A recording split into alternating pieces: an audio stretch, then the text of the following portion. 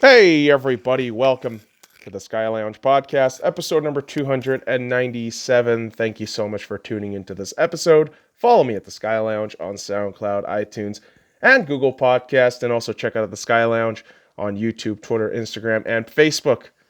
Without any further ado, let's get shit started with episode number 297, Piggyskin Picks Review 7, NFL Week number 7.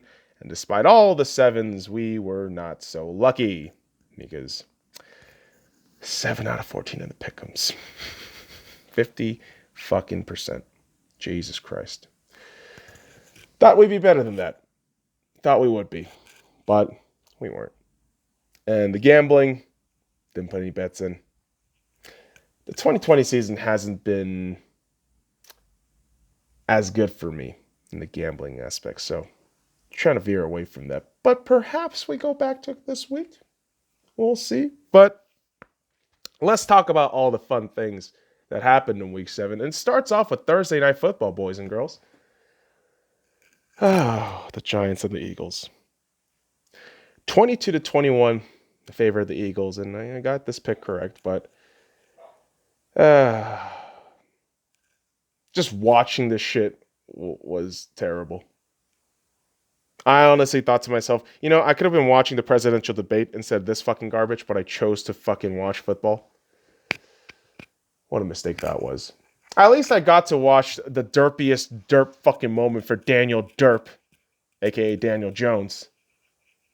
You have a fucking free touchdown, no one near you, no one around you. You are all the way in for a touchdown, just running through 21 miles an hour. And then you trip at the 10-yard line? Are you fucking kidding me? Just dunk, like the Family Guy trip. Dunk. Unreal. just unreal. I mean, the Eagles aren't any better, right? I mean, we knew the Giants were shit, but the Eagles just couldn't get anything rolling. Barely getting things through, and you think, yeah, this team is probably going to host a fucking playoff game. Oh, boy. Probably under 500, and then they're going to... Okay. All right. This is the world we're living in right now. My goodness. The Eagles can potentially host a playoff game at 6-9-1. Wow. Just wow. This division is trash. The NFC East. NFC least. Fucking trash. Disgusting. Don't want to even talk about that goddamn division. Although, they always have the funniest, most dysfunctional messes. Each and every team. So, always a fun dumpster fire to gaze at once in a while. But, it's even more fun to gaze at competence. Right, so with the Sunday morning games, we had the two 5-0 teams between the Pittsburgh Steelers and the Tennessee Titans. And I really did think the Tennessee Titans were going to win this game. And I was pretty close in getting this pick right. Steven Gostkowski missed a fucking field goal again. And with the Steelers, listen, your 6-0 record, it's flawed. You both started 5-0, but coming out of this 27-24 game, I saw two very different stories for two very different teams. The Pittsburgh Steelers, sitting at 6-0, look as though they're a team that has really been lucky to get where they're at. And despite, yes, the talent and the skills there, with the snap, you can get dismantled just like that. You are not a good team. You are barely scraping by these wins, and wow.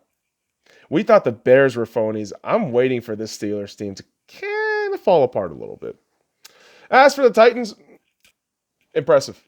The Steelers were leading 27-7 by the third quarter, but you made this a close game. You had this game around the 30-yard line. Of course, Gostkowski missing that shit is a heartbreaker, but in my mind, I look at this Titans team and think, you guys might have what it takes to get back to the AFC Championship.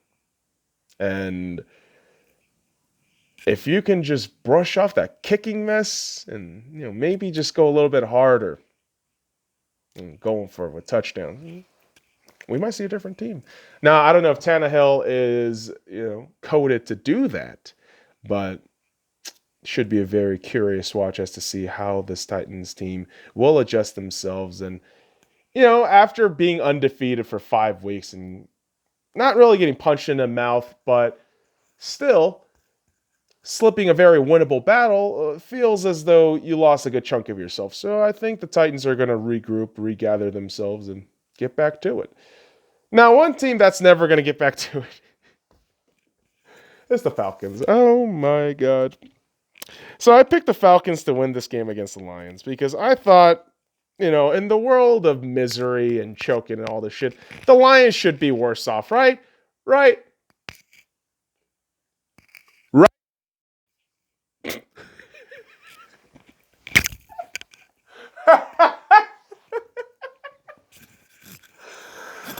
Oh my God!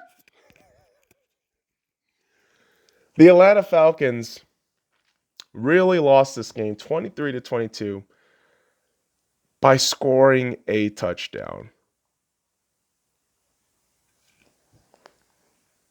Let me repeat that one more time. The Atlanta Falcons lost the game by scoring a touchdown because Todd Gurley didn't understand to get a first down instead of a touchdown. If he got a first down, time would have expired, and the Falcons would have just eaten clock, gotten the points, won the game. But Todd Gurley scored a touchdown to lose the game. This is the most Falcon shit that I've ever seen in my life. Todd Gurley, what the fuck happened to you, man? I mean, what, back in St. Louis, LA, you were pretty decent, but holy hell. What the fuck happened? I mean, I'm enjoying every minute of it because you're a pain in the ass when we had to face each other between the Seahawks and the Rams, but oh boy, Todd Gurley going back home, getting paid, but kind of resting on his laurels a little bit there. And I guess, for somebody who knew how to stop and not get a touchdown in the Rams, now you're a dumbass who can't take directions. Isn't that nice? Isn't that nice? And the Falcons, dude, seriously, free Julio. Free Julio. I have nothing else to say to your stupid-ass team and your shit-ass organization. Matt Ryan is a bum quarterback. Your defense is fucking laughable. Grady Jarrett might be the only saving grace in that motherfucking dumpster fire. And guess what? As good as Calvin Ridley is, no. It ain't it, Chief. Free Julio. Start this fucking shit all over again. You goddamn incompetent sacks of shit. As with the Lions, stop lying to yourself. This meant nothing. This meant absolutely nothing. And if you think this does mean something and you're going to keep Matt Pat around, have fun with that shit. Matt Patricia is an idiot, and he is one of the worst coaches in the NFL. But this win fucked you over, Lions. Congratulations. You played yourself. Now, the next game, I did get correct. Pretty happy about this. Didn't start off that way, but the results is what that matters with the Browns. 37-34 win against the Bengals. And I know. It is the Bengals. It is the Bengals. It is the Bungles. They fuck up all the time. They choke on their own dick. And of course, they don't want a team, apparently. Apparently, they don't want a team. They said, hey, Carlos Dunlap, we don't need you. What we do need is a 7th round pick and BJ Finney from the Seattle Seahawks. Let's go get him. All right. And I understand Carlos Dunlap, right after the game, he went ahead on Twitter and posted his house for listing. Gave all the fucking housing details, and then all of a sudden, as soon as I screenshotted that shit on Sunday, I was like, oh my God, who the fuck is going to pick this guy up? Lo and behold, he comes to the Seahawks. I'm thinking, okay, cool. You hated the fucking Bungles that much. Okay. But understandable. This team, isn't going anywhere, hasn't gone anywhere, and looks as though they're going to pick in the top 5 again. Joe Burrow is playing nicely, sure, but you still got Mike Brown as owner. So your team is just going to know misery until he dies. That's just how it goes. That's mean. It's like you stupid fucking assholes whenever you get offended. And a lot of those fucking kids, whenever you get offended by my language, it's almost like you don't understand how life works. People die. When you're older, you have a higher chance of dying. Mike Brown is old as shit. And Mike Brown is also the one actively destroying this Bengals team. He's not his father. He's not Paul Brown. I'll tell you that shit. This is Mike Brown. Retard. Feeble. And old. So Bengals fans, you're probably just waiting for this motherfucker to die. So, until then, have fun constantly picking the top 5. Yikes. Browns, I'm proud of you. Specifically Baker. I am fucking proud of you. Defense, what the hell are you doing? What are you doing? 1 week you're looking good. The other week you look like a fucking practice squad team. What the fuck? But with Baker, I know no one's going to give him credit because of the Bengals. I know mainstream media will never like this guy because they already have a set narrative that they have to push, right? Douchebags like Colin Cowherd, assholes like Stephen A. Smith, retards like Max Kellerman, say self-filleting cuntbags over there in Fox Radio too. I mean, shout out to Clay Travis, but at times you're kind of an arrogant prick. And you like your own words. And if you motherfuckers stand by a fucking thing, you won't fucking leave from it. And you hate Baker Mayfield, you'll never fucking give him any goddamn credit. So you want to live by that fucking live life, fine. But hell, if you watch this game and tell me that Baker is still trash, you're a fucking idiot. Baker is showing glimpses of what he can do. Now, Kevin Stefanski, I think, is doing a splendid job with this Browns offense and getting it rolling. And I'm hoping, really, for Baker's sake and for this Browns team's sake, that this level of consistency is kept and it's put, in effort, right? Because a culture takes time to build around. It takes time to grow. And Browns fans, I mean, at this point, getting into the playoffs is first and foremost. And alongside that, you want to make sure Baker is growing. So this feels like a good first step. This whole season felt like a good first step so far. So I'm hoping Baker keeps it going. I'm a huge fan, of course. I have Baker Mayfield's t-shirt, bacon shake, and I only hope for the best for the guy. And I never wanted to lose, obviously. And him getting 5 touchdowns in that second half was something real special to watch. So shout out to Baker Mayfield. Now, let's move on to the next game where the Carolina Panthers lost a very close game, 24-27 against the New Orleans Saints. And you know what, man? Saints, you're fake as shit. You're not an upper tier team. You're middle of the pack.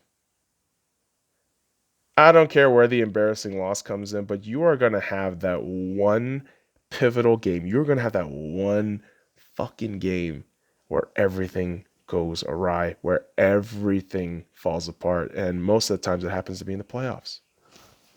And I can see it happening this year too.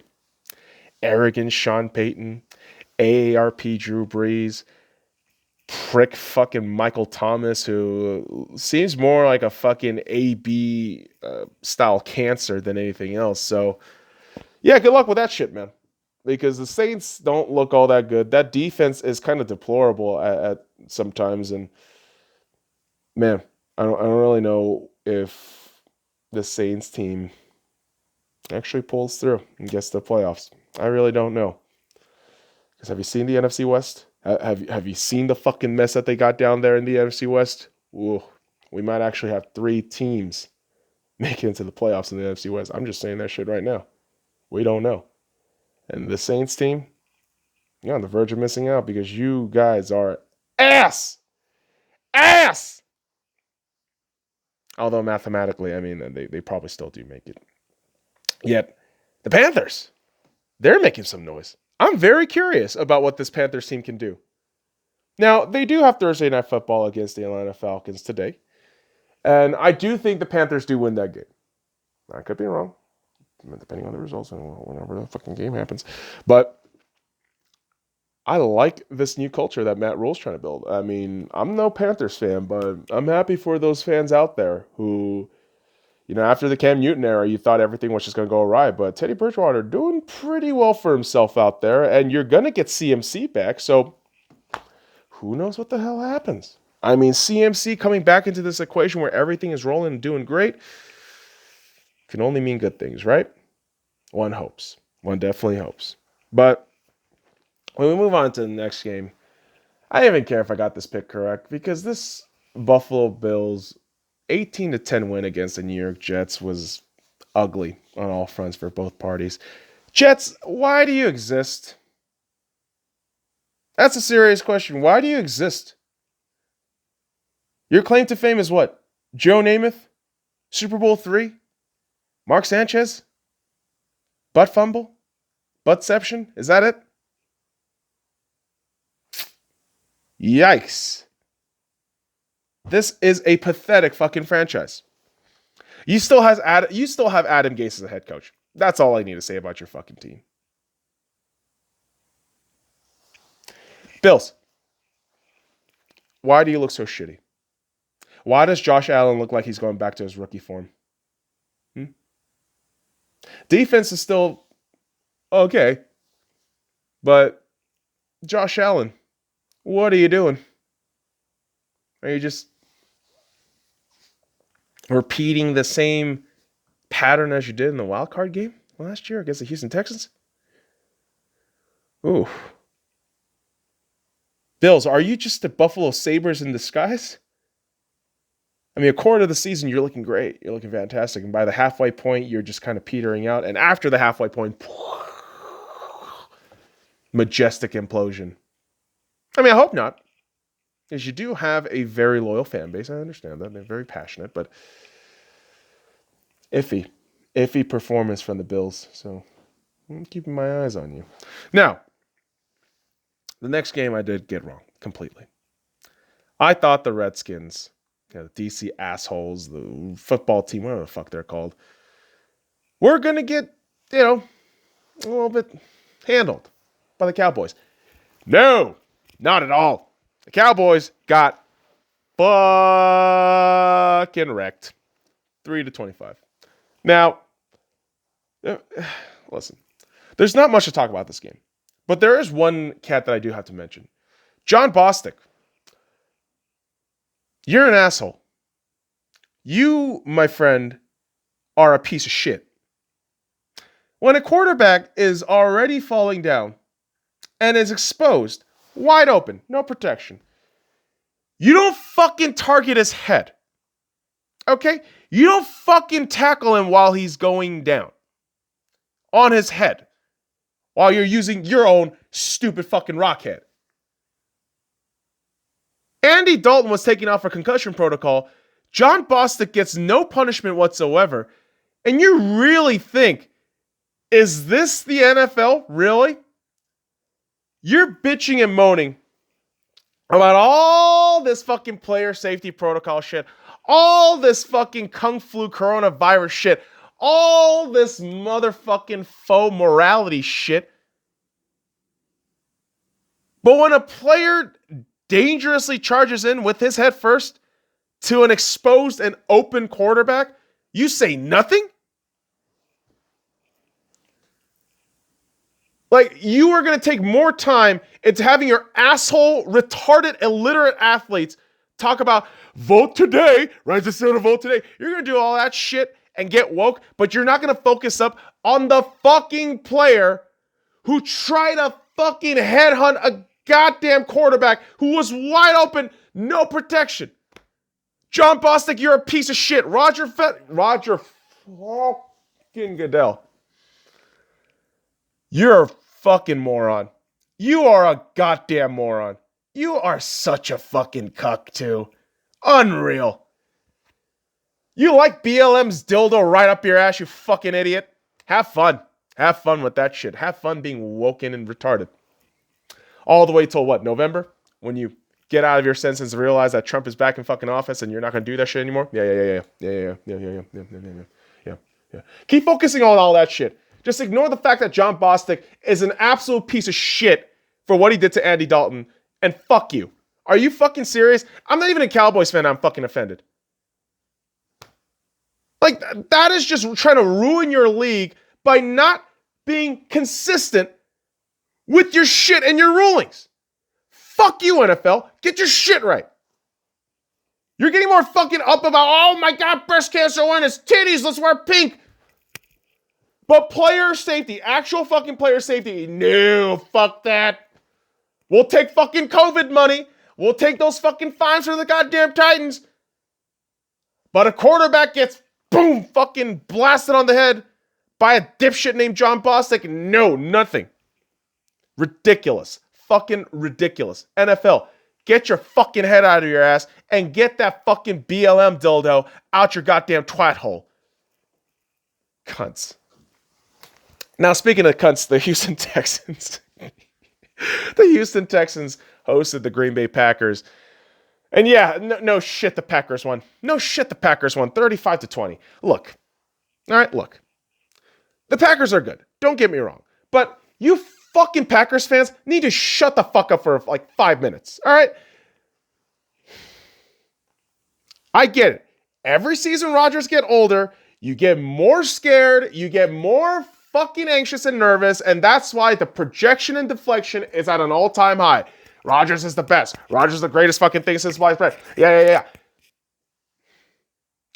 Rodgers is doing okay. Rodgers against really bad teams has been phenomenal. Rodgers against actual good teams, so far, So when he wins against Houston, do you really think I'm going to say, oh, good job, Ryan Rodgers. You beat a really shitty team? No. Go prove it further. And guess what? With Aaron Rodgers and the Packers, the reality of regular season wins don't mean shit. Regular season wins for the Packers don't mean shit. And if you think that actually matters as a Packers fan, you're a fucking idiot. Prove it to me in the playoffs. Prove it to me in the fucking playoffs, Aaron Rodgers. All this hoopla, all this shit. Great. Yippee. So what?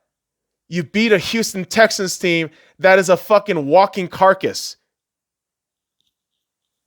You threw touchdowns against a fucking Minnesota team in week 1 that basically gave up after the second quarter. You beat up on a Detroit Lions team that always chokes themselves into oblivion. Didn't you just beat the Bears too? I have no fucking idea. But, really? This is the fucking unreal, crazy fucking team that's the greatest fucking thing ever? Shut the fuck up, Packers fans. Shut your fucking mouths. Oh my God. Unreal. You have a legendary quarterback, at least one through every generation. Your asses get so fucking spoiled that everything has to be given to you, right? Fuck off. No.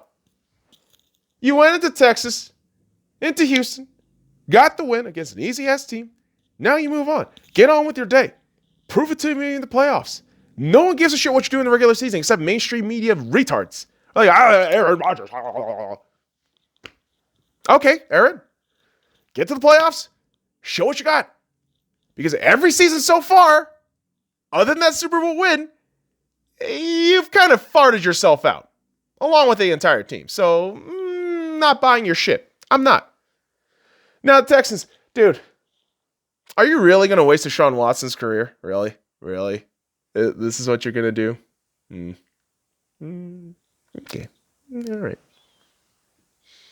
You're just going to keep hold of Deshaun Watson and J.J. Watt and hope magic beans sprout up with your fucking deaf players and something great happens for you? Yeah, great. No wonder Houston's a joke. Yeah, I'm talking about the entire fucking city with the sports. It's a fucking clown show. I mean, you got the Astros who are... Do we even need to talk about the Houston Astros and how much of a fucking fraud they are? And then you got this fucking Texans team that, oh, Lord, really? You thought the Jets were bad. Man, this is like another level of bad as well. So good luck, Texans. Being fucking miserable all goddamn season. Just trash. Now, let's move on to some Sunday afternoon games where another pick that I got incorrect. Dude, I got a lot of these wrong, man. 7 out of 14. Not a great week. But hey, man. It wasn't a great week for other Las Vegans either. Because Las Vegas hosted the Tampa Bay Buccaneers in Allegiant Stadium with no fans. And the Bucks took the Raiders to his tool shed. Like they took them behind the tool shed, had their fucking way with them, just maybe 5 pumps in, splatter all over that fucking black eye patch for the Raiders. And the Bucks, 45-20, proved that they were the Pirates of the ass sea.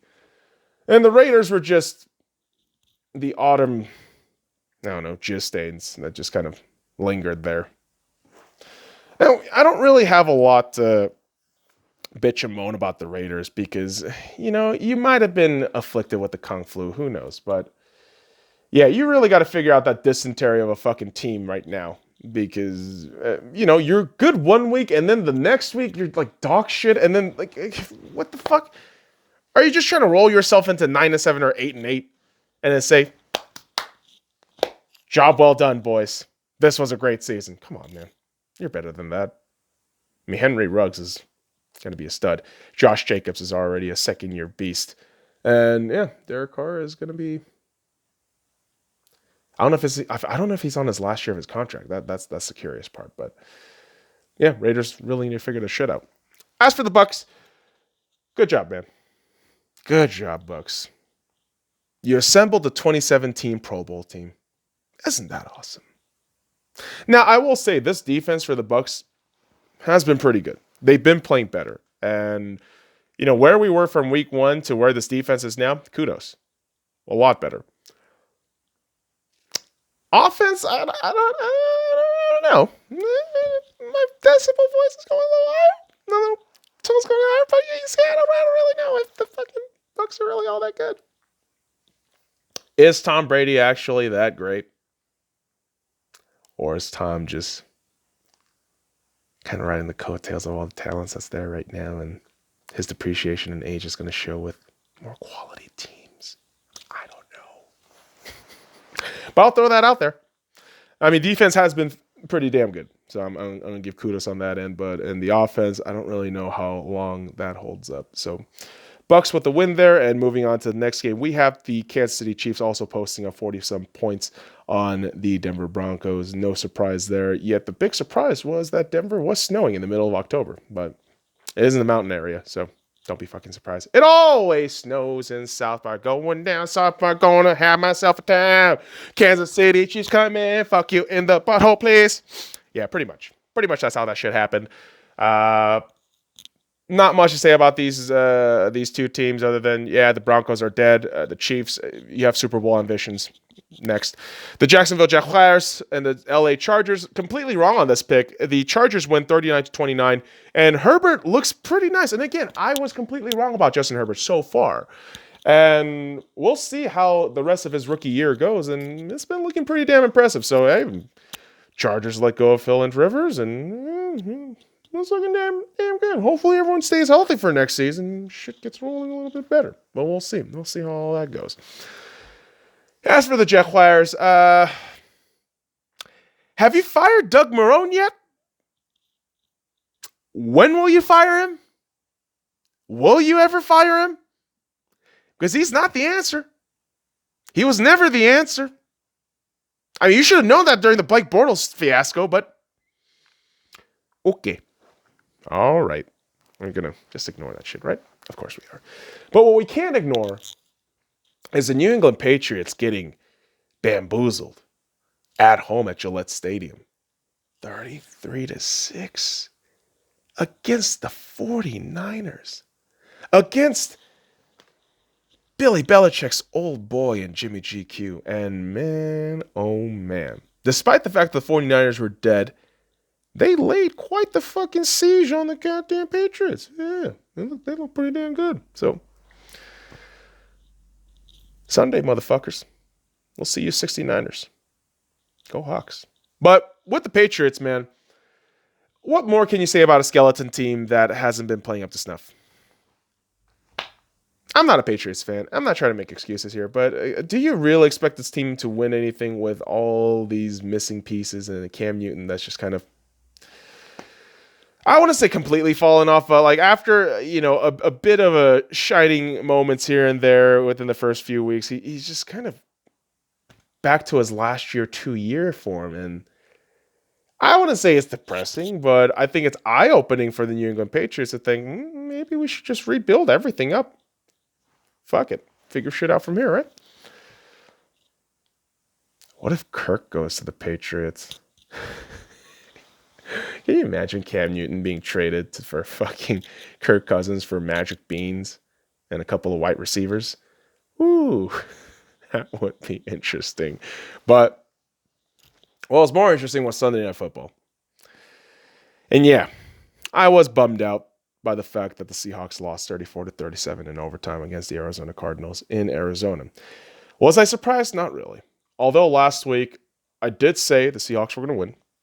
But throughout the week, when it was reported that Jamal Adams wasn't going to play, I had a very quick change of heart where I thought, yeah, I think the Seahawks are going to lose 35-33. And the way they lost this game was so upsetting on so many levels. But before I get started about talking about that, kudos to Vance Joseph on the defensive front for the Cardinals, and kudos to Kyler Murray.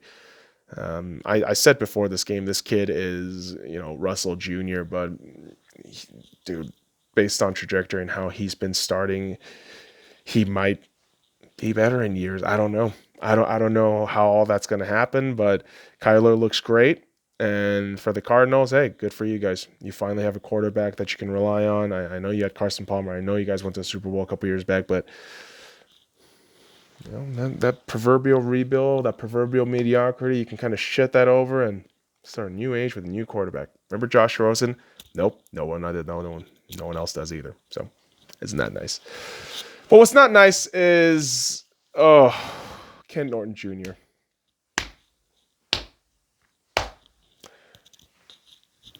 Fire Ken Norton Jr. Now! This should have happened in the offseason. But no, continuity. Yeah. Ken Norton Jr. is such a limp dick fuck as a defensive coordinator. Every fucking time some shit happens in the last drive for the opposition, I immediately think, okay, cool. If that quarterback can run, and if they have some fucking running game present, we're going to get fucked. And we totally did against the Cardinals. We totally did.